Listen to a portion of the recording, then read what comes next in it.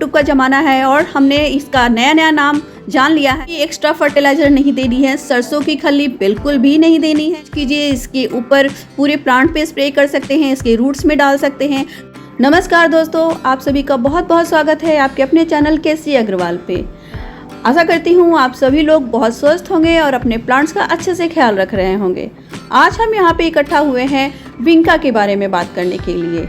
विंका दो तरह के होते हैं, यानी कि सदाबहार, पेरिविंकल, इसके बहुत सारे नाम हैं। आप क्या कहते हैं ज़रूर कमेंट कीजिएगा। वैसे हम यहाँ अपने साधारण लैंग्वेज में इसे सदा सुहागन कहा करते थे, मगर अब यूट्यूब का ज़माना है और हमने इसका नया नया नाम जान लिया है। विंका, पेरिविंकल, सदा सुहागन। सदा सुहागन भी कॉमन नेम है। सदा सुहागन या सदाबहार इसका नाम इसीलिए है क्योंकि ये सालों भर फ्लावरिंग करता है और बहुत अच्छी फ्लावरिंग करता है। बहुत तेज़ ठंड होती है जब इसके फ्लावर थोड़े छोटे हो जाते हैं, लेकिन फ्लावरिंग होती रहती है और प्लांट्स भी बिल्कुल हेल्दी रहते हैं।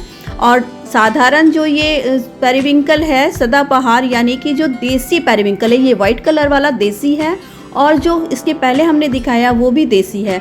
तो ये दोनों जो कलर हैं वो तो वैसे भी कहीं भी ग्रो हो जाते हैं। इसके सीड्स खुद ब खुद गिरते हैं और ये प्लांट बनकर अपने आप आपको दिखने लगेगा पूरे गमले में। हर गमले में, अगर आपके गार्डन में एक प्लांट है तो हर गमले में आपको ये दिखने लगेगा।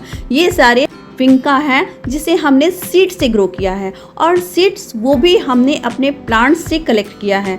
हमने पहली बारी सीड्स ऑनलाइन परचेज किया था और उससे बहुत सारे प्लांट ग्रो किया और उसके बाद हमने देखा कि हाइब्रिड पेरिविंकल विंका में भी सीड्स होते हैं, सीड्स बन जाते हैं। बहुत लोग बोलते हैं सीड्स नहीं बनते हैं हाइब्रिड में, मगर हाइब्रिड विंका में भी सीड्स बनते हैं। और ये देखिए हाइब्रिड विंका का प्लांट है और इसमें मैं सीड्स दिखा रही हूँ, आपको दिख रहा होगा। तो हमने अपने प्लांट से कैसे सीड्स कलेक्ट किया, उसे कैसे ग्रो किया और हमारा इतना सारा जो प्लांट है बहुत सारे कलर में। सबसे बड़ी खूबी होती है ये हाइब्रिड विंका की, इसमें बहुत प्यारे प्यारे कलर होते हैं जो सारे लोगों को अट्रैक्ट करते हैं और हम इसके प्लांट्स को ज़रूर ख़रीद लेते हैं जब हम नर्सरी में जाते हैं। नर्सरी में ये बहुत छोटे छोटे प्लांट्स पे बहुत अच्छे कलरफुल फूल जब हम लोग देखते हैं तो हमारा मन डोल जाता है और हम इसे ज़रूर बाय कर लेते हैं। लेकिन इसे रखना थोड़ा ये सेंसिटिव प्लांट होता है, इसलिए इसके कैसे केयर करें इसकी भी बात करेंगे हम, और साथ में बात करेंगे कि इसे हम कैसे अपने प्लांट के सीड्स से ग्रो कर सकते हैं। तो चलिए मैं सबसे पहले बताती हूँ इसकी हम कैसे केयर करेंगे। ये देखिए फूलों से भरा हुआ विंका का प्लांट, ये खुद से ग्रो किया हुआ है। अगर आपने खुद से ग्रो कर लिया तो आप सोच सकते हैं कि आपके पास भी इसी तरह से ढेर सारे विंका के प्लांट्स होंगे रंग बिरंगे और पूरे साल आपका गार्डन कभी भी फूलों से खाली नहीं रहेगा। तो चलिए मैं सबसे पहले वन बाय वन करके इसके केयर की बात करती हूँ। सबसे पहले इसके रूट्स के बारे में बात करते हैं हम। इसके रूट्स बहुत सेंसिटिव होते हैं और ओवर वाटरिंग को बिल्कुल भी पसंद नहीं करता है ये। अगर थोड़ी सी भी ओवर वाटरिंग हो जाए तो इसके रूट्स में फंगस लग जाता है और ये प्लांट ख़राब हो जाता है। तो जब भी हम नर्सरी से लाते हैं उसकी रिपोर्टिंग करते हैं और हमसे हो जाता है ये गलती कि हम कर देते हैं ओवर वाटरिंग। और उसकी बाद दूसरी बात कि ओवर वाटरिंग के साथ इसे सनलाइट पूरी मिलनी चाहिए, पूरी धूप में रखने वाली प्लांट है। लेकिन एक बात का ये भी ख्याल रखना है कि जब 35 से ऊपर 40 से ऊपर टेम्परेचर जाने लगे तो इसे ग्रीन नेट की ज़रूरत होती है, छाए की ज़रूरत होती है। 1 से 2 घंटे जहाँ इसको अच्छे से धूप मिल जाए आप वहाँ पे प्लांट रखें, आपका प्लांट बिल्कुल हेल्दी रहेगा। या फिर आप ग्रीन नेट के नीचे रख सकते हैं, इसे छाया प्रोवाइड कर सकते हैं तो वो दीजिए। और रूट्स में फंगस की प्रॉब्लम को दूर करने के लिए आपको हर 15 से 20 दिनों में फंगिसाइड का यूज करना है। साथ में नीम खली का भी यूज कर सकते हैं और आप इसमें स्प्रे कीजिए। फंगिसाइड को पानी में मिला के उसका स्प्रे कीजिए अपने पूरे प्लांट पे। आपका प्लांट हेल्दी रहेगा, उसमें फंगस का अटैक नहीं होगा।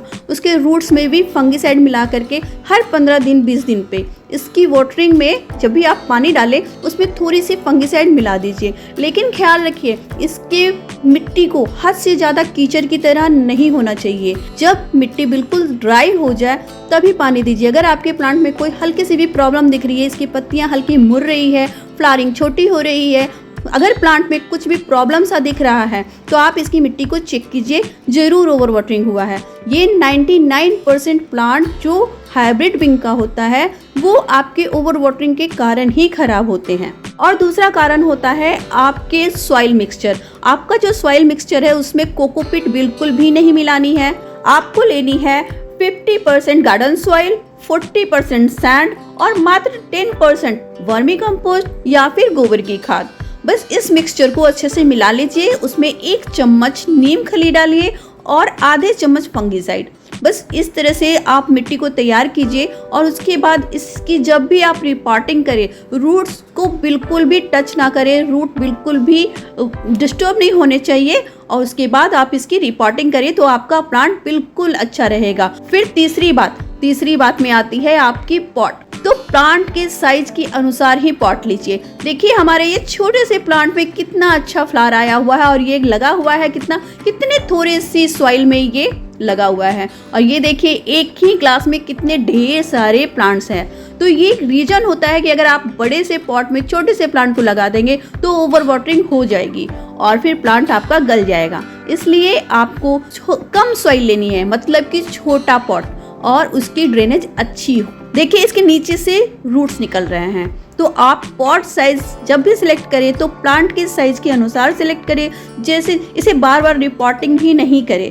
ये नहीं कि जरा सा प्लांट बड़ा हो रहा है तो इसे फट से फिर रिपोर्टिंग करेंगे। नहीं, आपका प्लांट उसी में बहुत दिनों तक बहुत अच्छा ग्रो करेगा।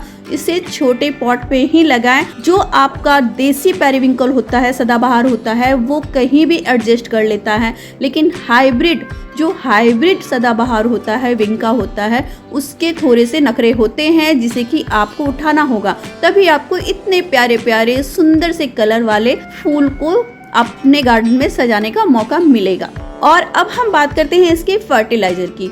तो इसमें आपको कोई भी एक्स्ट्रा फर्टिलाइजर नहीं देनी है। सरसों की खली बिल्कुल भी नहीं देनी है आपको, और ना ही किचन वेस्ट से बना हुआ जो लिक्विड फर्टिलाइजर होता है हम आम सारे पौधों में डालते हैं, उसे भी नहीं देना है आपको। इसमें आप अगर फर्टिलाइजर यूज करना चाहते हैं तो आप इसमें सीविड लिक्विड उसे यूज कीजिए। इसके ऊपर पूरे प्लांट पे स्प्रे कर सकते हैं, इसके रूट्स में डाल सकते हैं। कभी कदार आप इसमें थोड़ा सा इप्सम सॉल्ट दे सकते हैं। नीम खली का लिक्विड फर्टिलाइजर बना करके दे सकते हैं, या फिर इसकी मिट्टी को हल्की सी गुराई करके उसमें आप नीम खली हमेशा मिलाते रहिए। और फंगीसाइड इसमें बहुत ज़रूरी है। फंगीसाइड का स्प्रे हमेशा करें। मैंने पहले भी बोला है, फंगीसाइड इसके लिए रामबाण होता है, इसलिए इसमें फंगीसाइड का हमेशा यूज करते रहिए। देखिए ये छोटे से गमले में अपने आप सीड गिरा और कितने सारे जर्मिनेशन हो चुके हैं। तो इसके सीड्स बहुत अच्छे जर्मिनेट होते हैं और आपके पास फिर ढेर सारे प्लांट होते हैं। नर्सरी में इसकी अच्छी खासी रेट होती है। हम 1 या 2 प्लांट ही खरीद के ला सकते हैं, लेकिन जब हम सीड से प्लांट ग्रो करते हैं तो हमारे पास पूरे गार्डन में इस तरह के फ्लावर भर जाएंगे और आपके पास ढेर सारे विंका के प्लांट होंगे। चलिए हम दिखाते हैं कि अब हमें सीड्स को ग्रो करने के लिए क्या क्या करना है और कैसे करना है। इसके पहले आप हमारे वीडियो को लाइक जरूर कर दीजिए, क्योंकि ये बहुत ही आपके लिए हेल्पफुल होने वाली है। और साथ में अगर आप नए हैं तो मेरे चैनल को सब्सक्राइब करके बेल आइकन जरूर प्रेस कर दीजिएगा। पूरी वीडियो देखिएगा, नहीं तो फिर बहुत कुछ छूट जाएगा और फिर पूरी जानकारी नहीं मिले तो आपका विंगा का प्लांट अच्छे से नहीं ग्रो कर सकता है। ये देखिए ये सीड पॉट है। इसे जब हल्के से ये कड़ा हो जाए, हार्ड हो जाए, तो इसे आप इस तरह से तोड़ेंगे तो इसके अंदर ये काले काले सीड्स दिखाई देंगे। बस इसे इस तरह से देखिए, किस तरह से मैं इसे खोल रही हूँ। इसे हल्के उंगली से दबाते हुए जब आप खोलेंगे, देखिए ये हमने कलेक्ट किया। ये सारे विंगा के सीड हैं। अगर आप इसे चाहें तो स्टोर भी कर सकते हैं। हम इसे ग्रो करके दिखाते हैं। इसे ग्रो करने के लिए जो हमने पॉटिंग मिक्स लिया है, बहुत ही इजी पॉटिंग मिक्स है। इसमें हाफ सैंड है और हाफ कोकोपीट। अब यहाँ पे हम कोकोपीट इस्तेमाल कर रहे हैं क्योंकि सीड्स को अच्छी नमी मिलनी चाहिए, तभी आपका सीड ग्रो करेगा।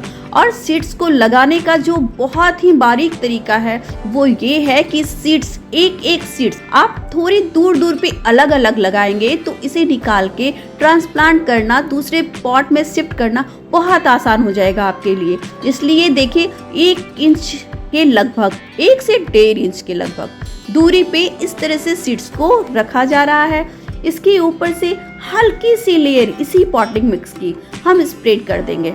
इस पॉटिंग मिक्स को हमने पहले से हल्का सा गीला कर लिया है पानी से, ताकि ये हल्का मॉइस्चर लिए हुए रहे। और ये देखिए इस तरह से बस हल्की सी लेयर 1/2 इंच की बस उतनी ही डालनी है। उसके बाद ये देखिए हमने पानी में फंगिसाइड मिलाया, 2 लीटर पानी लिया है इसमें और इसमें 1 चम्मच फंगिसाइड मिला दिया है। अब इसको अच्छे से मिक्स कर लीजिए और उसके बाद इस पानी को आपको अपने जहाँ सीड लगाया है उस पर स्प्रे करना है। आप किसी बर्तन से या तेज धार से इसमें वाटरिंग नहीं करेंगे, हल्का स्प्रे करके, ये स्प्रे बॉटल से ही आप स्प्रे करेंगे, तब इसकी जर्मिनेशन आपको ऐसे मिलेगी। आप देख रहे हैं कितनी अच्छी जर्मिनेशन है। उसके बाद हम इसे ट्रांसप्लांट करते हैं इस तरह के डिस्पोजल ग्लासेस में, ताकि इसमें ओवर वाटरिंग ना हो। और हर 15 दिन से 20 दिनों पे फंगिसाइड का स्प्रे करते हैं, तभी आपको इसके पत्तियों पे वाइट स्पॉट दिख रहे हैं, वो फंगिसाइड है। जब आप सीड्स को डालें तो उसके बाद जहाँ भी आपने जिस पॉट में सीड डाला है